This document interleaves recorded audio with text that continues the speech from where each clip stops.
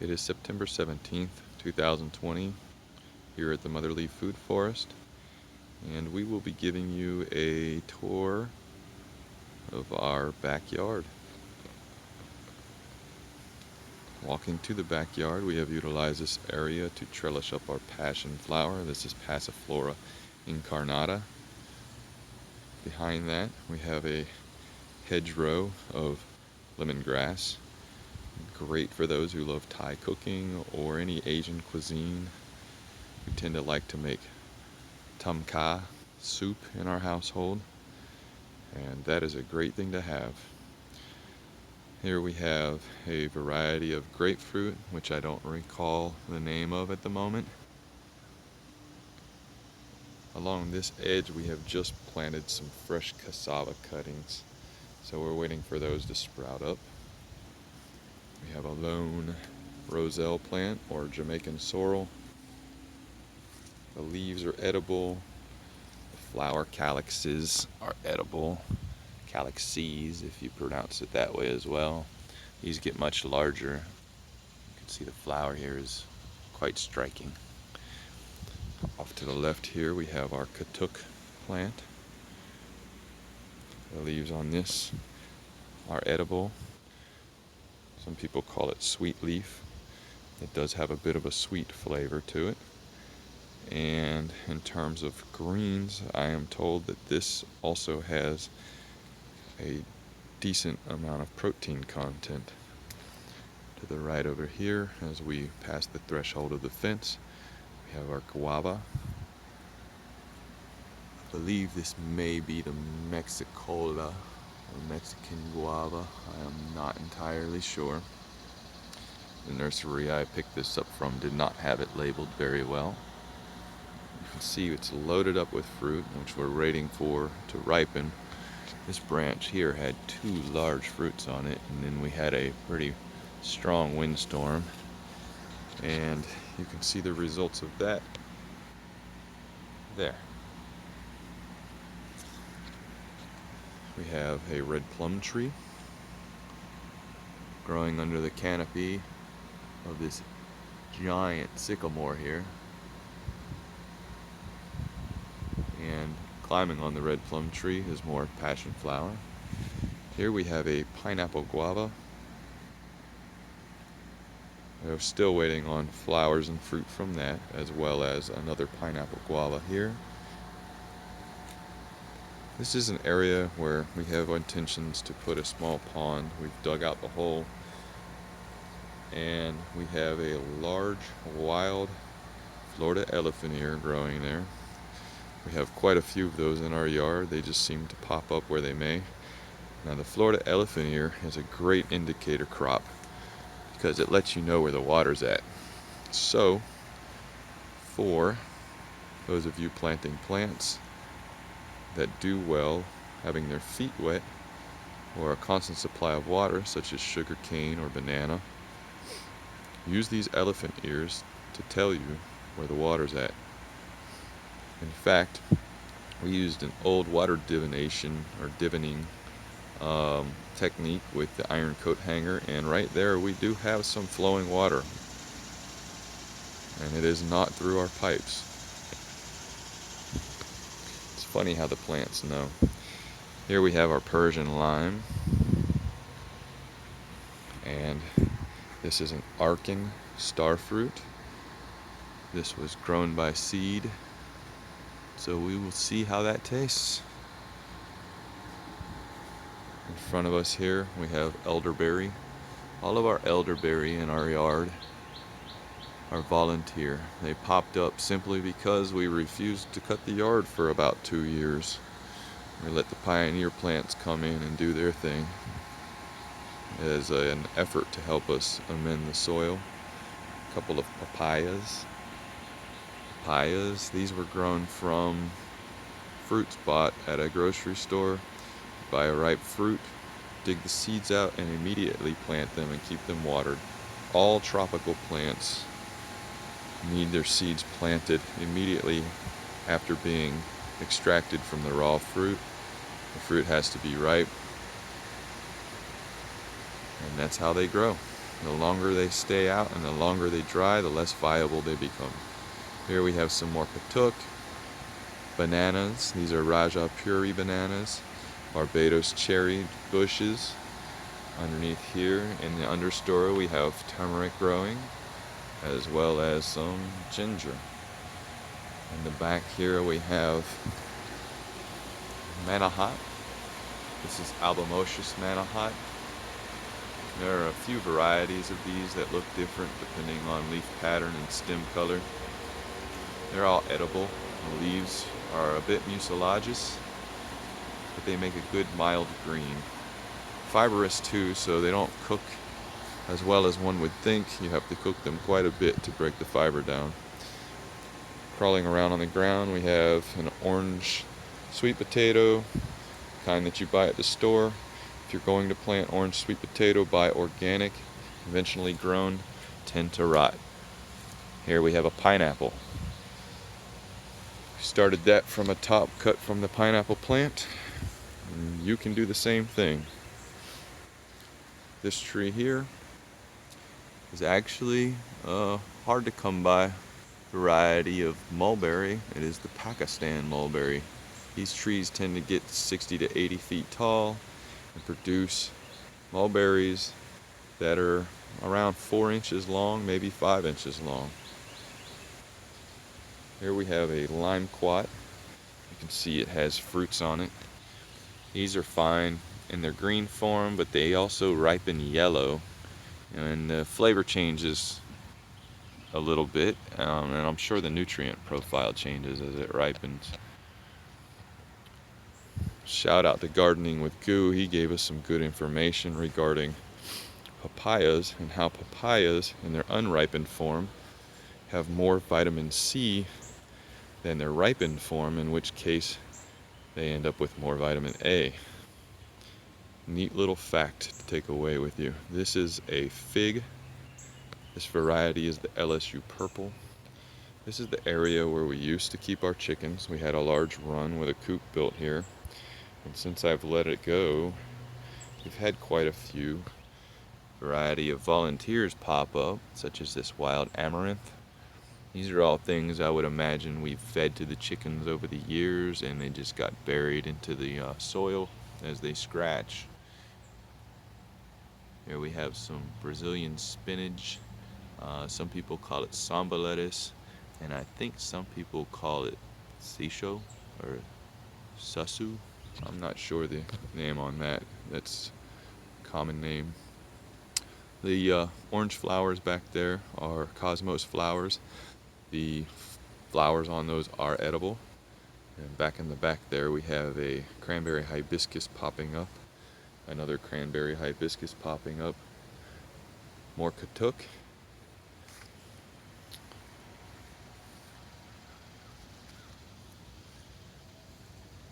Here we have the beginnings of some Jerusalem artichoke, or what people call sunchoke. It wasn't doing well in the area that we planted it last year, so went ahead and moved the root rhizomes over here, and it seems to be doing a little better. It's only in its first year of growth, so we'll wait for that. Here we have a tangerine. This variety is, let's see if I can find it on the sticker here. I can barely read it. I believe it says it's a Murcott tangerine. We have both Murcott and Satsumas. And on the ground here you can see, creeping and crawling, we have Seminal Pumpkin. This variety is more of the butternut variety. Very tasty. This area here we actually covered in an earlier video dealing with growing in smaller spaces. I will leave a link to that. You can see we have sweet potatoes and some trellises made from hog panel fencing. Olive tree. It's the Arbequina olive. Mixed in here we have a variety of different herbs. We have African blue basil, we have catnip, we have bee balm, We have Lebanese mint. This is a Copper Canyon daisy, as some people like to call it. Technical name Tagetes lemoni, and it has a very pungent and fragrant smell that either people love or absolutely hate. The blooms on it when they come are small yellow flowers all over the bush. Very beautiful, very beautiful. Here, another pineapple. This one has produced for us already, and you can see it's working to produce more. Here we have some Thai basil, just about going out of season. Another fig. This is a long neck yellow fig. More African blue basil. A moringa tree. Now moringa is a great tree because every part of it, including the bark and the roots and the stems and the stalks and the leaves and the seed pods, if you get them, are all edible, and this tree is supposed to contain the constituents equivalent to a multivitamin. Now, nutrients typically isn't a problem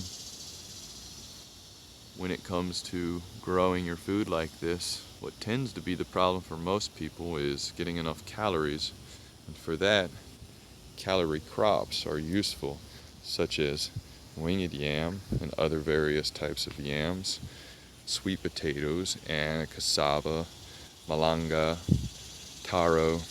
All of these things, root vegetables, tend to offer a lot of calories in the form of starches. So, as long as you grow those, or some form of those, it should be fine.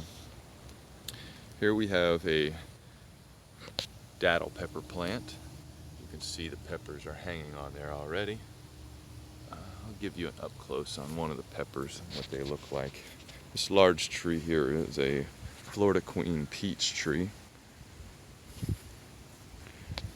These are a daddle pepper. They are spicy. There is a variety of daddle called sweet daddle, shaped quite differently, ripens to red, and it tastes more like a bell pepper. These are reputedly naturalized or native to St. Augustine, Florida specifically, and they are a very popular pepper over there. All kinds of sauces made from them. Here we have our American Beauty Berry. The berries themselves are a bit tasteless and mealy, but they contain high amounts of pectin, or are used to make various types of jams and preserves. Again, more banana. This is also Raja Puri. I have a couple of ice cream bananas in pots in our front yard, getting ready to install them back here. Excuse me as I make my way through. Here we have some Tithonia Diversifolia, or Mexican sunflower. This is the perennial variety. Great chop and drop fertilizer. Great for helping to create microclimates or protect from shade if you're going to leave it there for quite some time. Be warned that once you install this and it gains root, it is very difficult to get out. It does propagate readily and greedily. This is a Sherbert Berry. The berries themselves, once they ripen, do have a bit of a sherbet flavor. They're tart, not very sweet. A variegated kumquat, variegated centennial kumquat to be exact. And over there we have a red Navel Orange. I picked this up from a nursery. Shout out to Charlotte over at S&J Tree Farm and Nursery. She pretty much gifted me with this because I guess the tag on it had expired, and rather than get it sprayed back down, she just gave it to me because she is not legally allowed to sell them that way.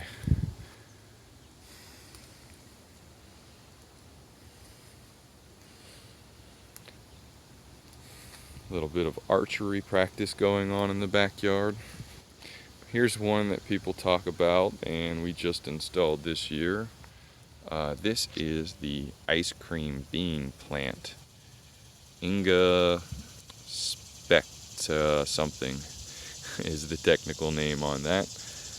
We have yet to try the fruits on this, but she seems to be doing well. This is our Satsuma Tangerine, we have another one way over there.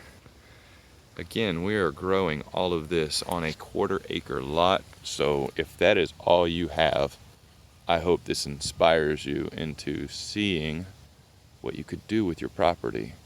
This is our marker that our daughter Nala left on the tree as an indication that this is her tree. Here we have some more guava. These were propagated off of the other guava that I showed you that's loaded with fruit. I simply dug down and split this from the root ball. Did this a couple of times with some trees, anything that shot up from the ground. And it takes and it roots and it does well. So another way to propagate. Here, another papaya. You can see a whole bunch of Seminal Pumpkin growing here. In the back, we have our new chicken run. This is just a quick up and ready because we are planning to finish out a pond and a deep ditch over there and bring in some ducks. We kept only 2 of our chickens because these 2 are like our pets.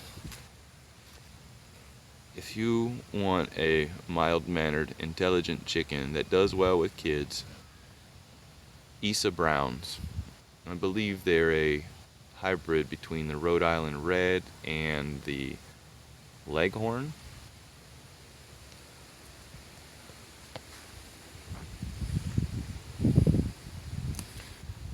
Here we have some Dioscorea alata, or winged yam, growing up our dead pine tree. These things are supposed to produce about a 30-pound root after 2 years of growth. This information was given to me through videos posted by David the Good, a survival gardener. If you haven't heard of him, great guy to check out, very informative. He will teach you all of what I'm showing you in a much easier way of doing it than a lot of work that people tend to put in, unnecessary work that people tend to put in to grow foods and gardens.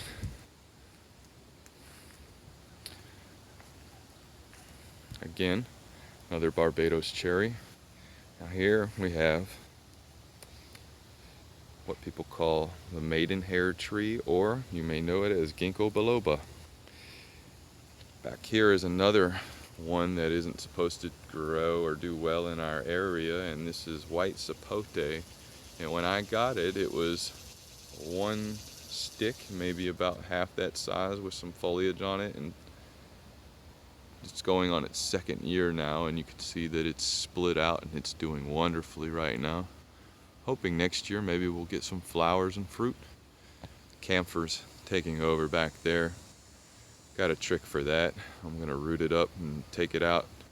And I brought back a sassafras plant, or sassafras tree, small sapling, when we were on vacation in Tennessee.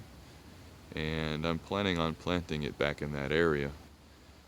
Camphor and sassafras tend to like the same type of conditions, grow in a similar manner, contain some of the same chemicals in their plant parts.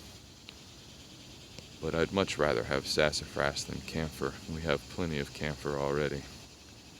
So you can use what grows as an indication of what you could plant. Do research on indicator crops and what they tell you. You can learn a lot about your soil, your land, the conditions of growing in that particular area. It will teach you microclimates. Get some more Jamaican Sorrel or Rosel. These are the calyxes. You can see they're beginning to fatten up and get a little bit larger. Very tart. This is a Rumex family. It's part of the sorrel family, so It tastes like many other sorrels. Here we have some white turmeric, and you can see the flower. And then back here we have another variety. This is the yellow turmeric, or what you see most people buying in the grocery stores with the orangish root, or as they sell as a powder.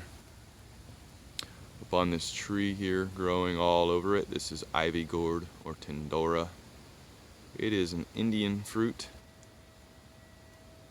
It's more like a vegetable in its raw form, in its green form, unripened. It tastes more like a cucumber, but it's very mucilagous. The texture is a bit strange.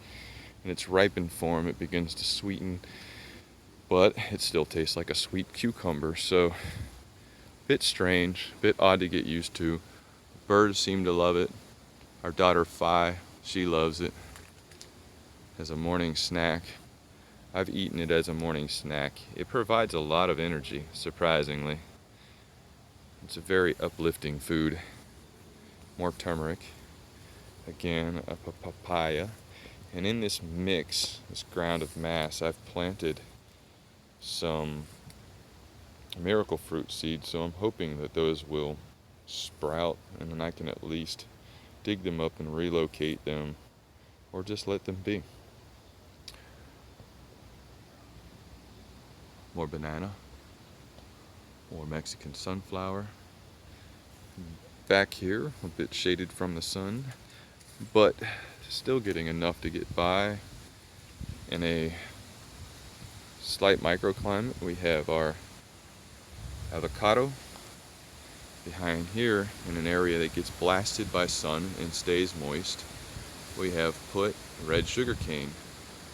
And behind that, we have a young Muscadine Grapevine growing. You can see the leaves a bit.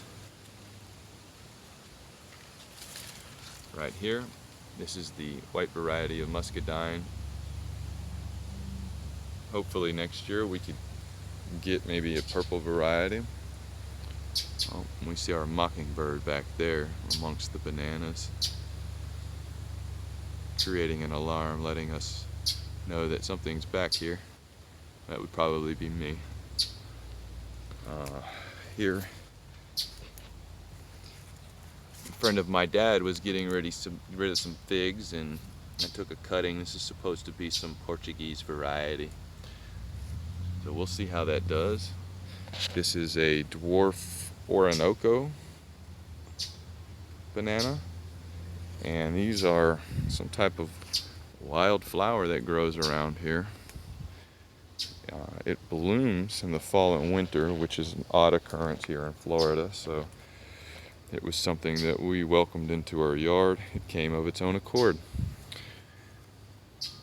Whole row of some Mexican sunflower.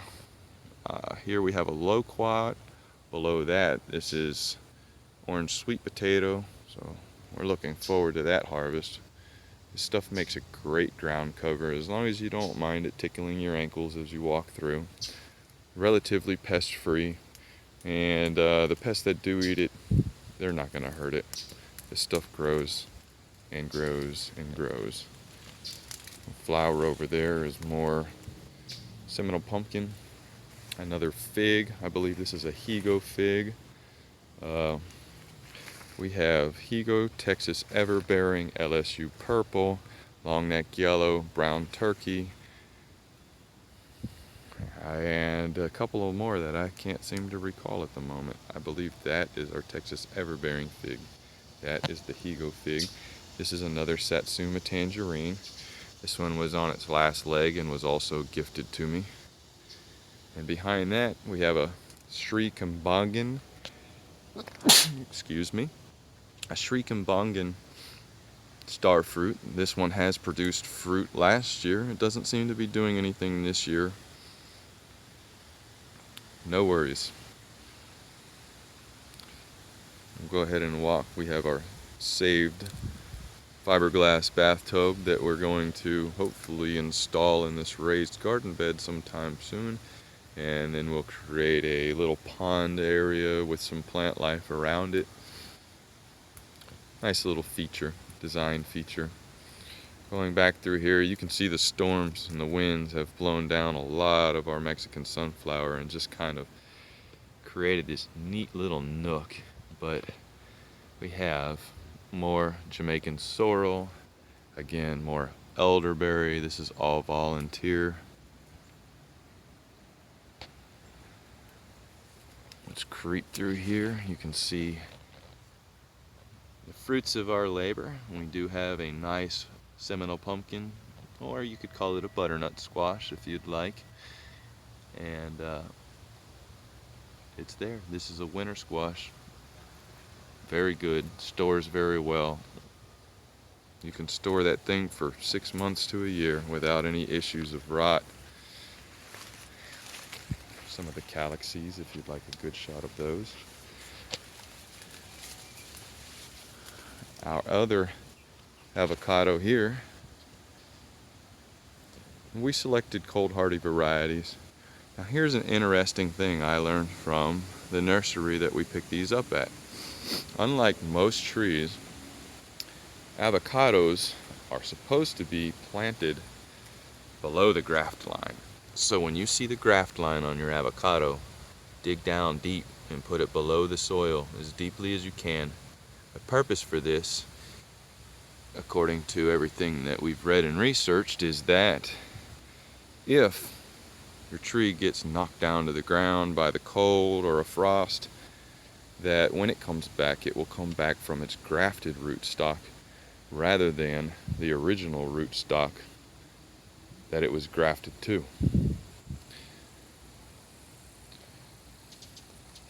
I believe this is Bleeding Heart Amaranth that we have going here.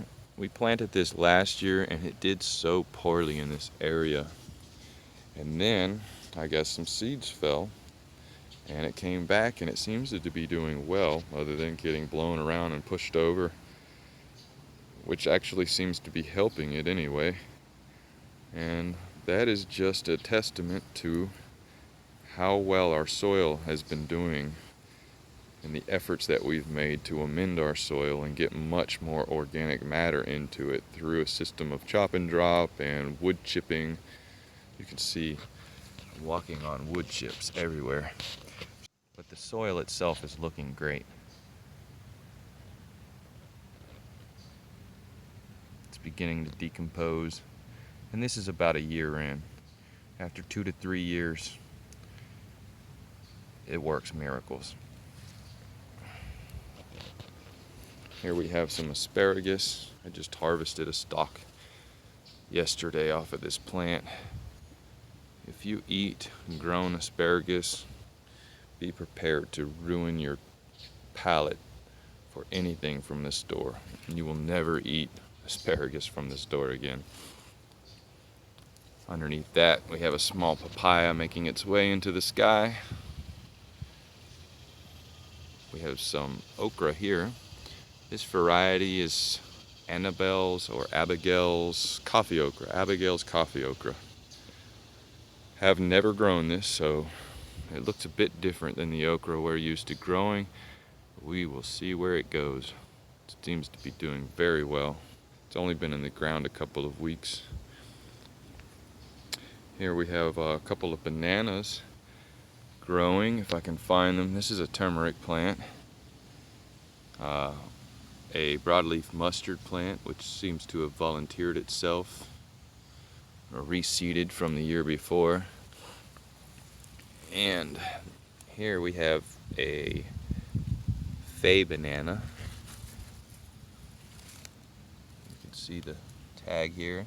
Now this is supposed to bleed red sap from the plant, and the bananas themselves, I believe, are supposed to be red and lean towards more of a starchy plantain, so they're a cooking banana. I have another one here that it was struggling, so I don't know if it will come back or if it has died. It looks like it may have gotten right there, so we're doing good. We're doing good. She's still alive. Great.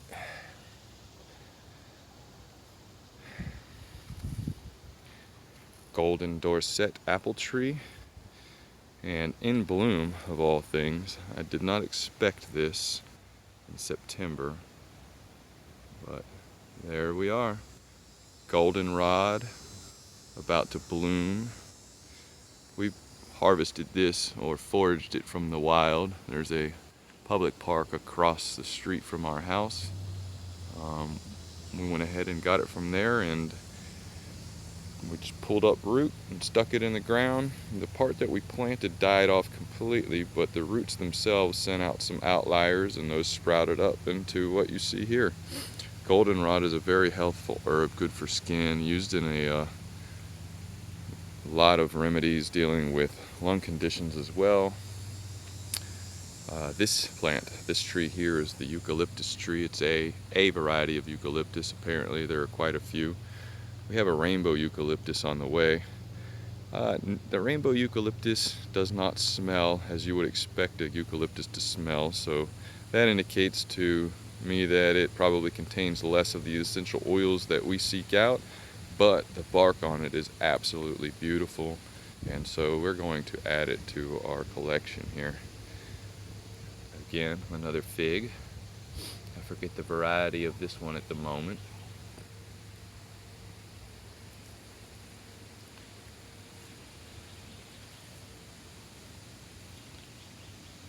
Back there, if you can see the weeping willow, I forgot to mention. Now willow, any form of willow, contains in its bark salicylic acid, which is the chemical that is used in aspirin. So this is nature's aspirin. The white willow is supposed to contain the highest amounts of salicylic acid in it. In Florida here we have a lot of wild willows that grow around the swamp. Those are black willows. The weeping willow we chose simply because it has what we want, as well as being beautiful. Once it reaches maturity, this will be like a giant fountain plume. Can't beat that.